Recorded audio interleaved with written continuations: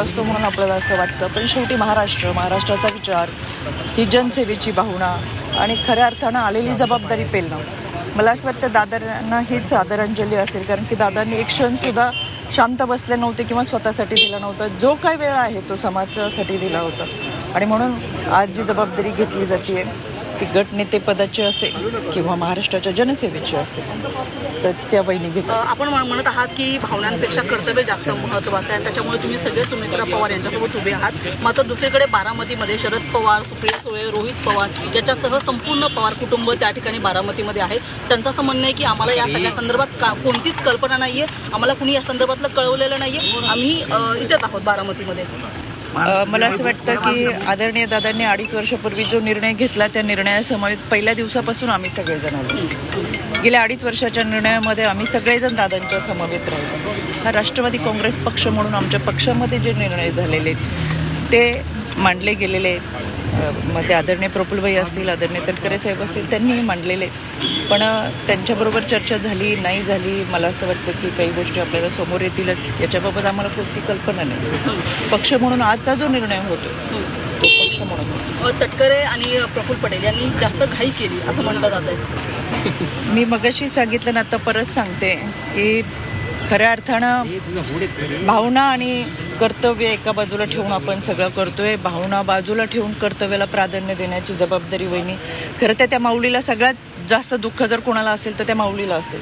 आज ते दुःख खरं पेलण्याची ताकद त्यांना मिळो, पण ते दुःख बाजूला ठेवून दादांनी जे महाराष्ट्राची स्वप्न पाहिली होती, महाराष्ट्राचा कार्यकर्ता दादांकडे ज्या भावनेने पाहत होतं, आज पती नसताना पुढे येऊन आपण ते पेलण्याची जबाबदारी वहिनी दाखवतात. त्याच्यामुळे तुम्ही मी जास्त चांगलं समजू शकतो की ते वेदना किती असू शकतात. त्याच्यामुळे खऱ्या अर्थानं आपण आज त्यांना साथ देणं फार गरजेचं आहे. असे अनेक उदाहरणं महाराष्ट्रात आणि देशात आपण पाहिलेले आहेत की खरं ज्योतिबानंतर सावित्रीबाई पुढे येऊन लढली, मी स्वप्न पूर्ण करेल म्हणून.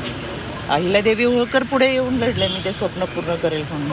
आणि आज आम्ही दादांच्या रूपात वहिनींना पाहतो. कार्यकर्त्यांमध्ये मोठा संभ्रम निर्माण झालेला आहे. काय कार्यकर्त्यांमध्ये मोठा संभ्रम निर्माण झालेला आहे? कार्यकर्त्यांमध्ये कोणताही संभ्रम नाही आहे. गेल्या 2.5 वर्षापूर्वी कार्यकर्ता दादांच्या पाठीशी खूप ठामपणे उभा राहिला होता. तो कार्यकर्ता आज सुद्धा वहिनींच्या रूपामध्ये आम्ही दादांना पाहतोय आणि दादांच्या कामाला पुढे घेऊन जाण्याचा हा वारसा चालवण्यासाठी आम्ही कटिबद्ध राहू.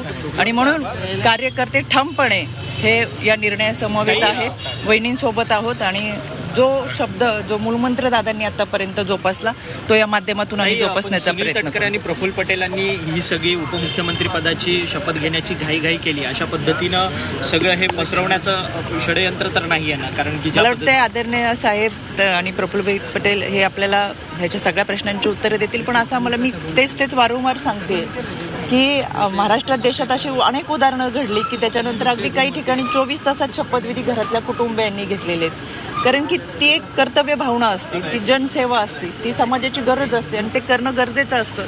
त्याच्यामुळे या सगळ्या गोष्टी घडत असताना मला असं वाटतं की योग्य निर्णय, योग्य विचार करूनच घेतले.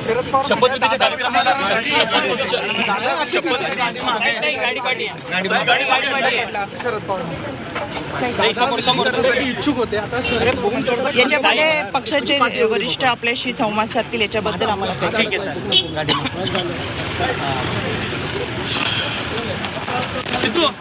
रुपाली चाकणकरांची प्रतिक्रिया आपण पाहत होतो.